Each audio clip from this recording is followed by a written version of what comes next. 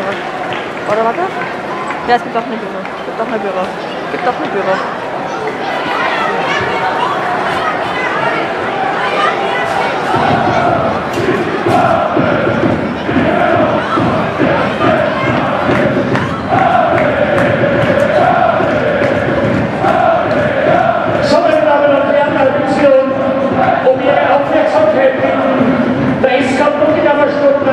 Im heutigen Heimspiel gegen den FC Wacker Innsbruck ein klares Zeichen für Vielfalt und gegen Rassismus und Diskriminierung setzen. Bei uns kommen jedes Wochenende die unterschiedlichsten Menschen ins Stadion, um unsere Mannschaft spielen zu sehen und sie gemeinsam anzufeuern. Wir alle haben ein gemeinsames Ziel, unsere Mannschaft siegen zu sehen.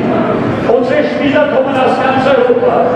Diese Vielfalt ist Teil unseres Vereins und hat uns zu dem gemacht, was wir heute sind. Bei uns zählt fußballerisches Können, Teamarbeit und Zusammenhalt im Verein.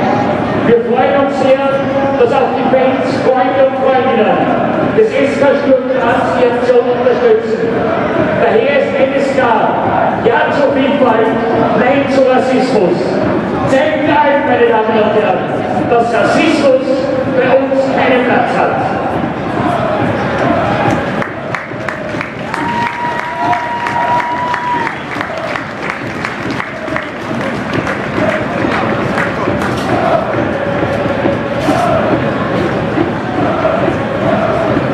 Naja, 3 Minuten jetzt wieder.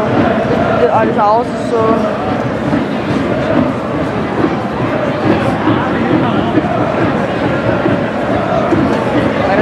Schau mal ins Eck da nicht. Ich hab ins Eck gehört, ich hab komplett einkauft.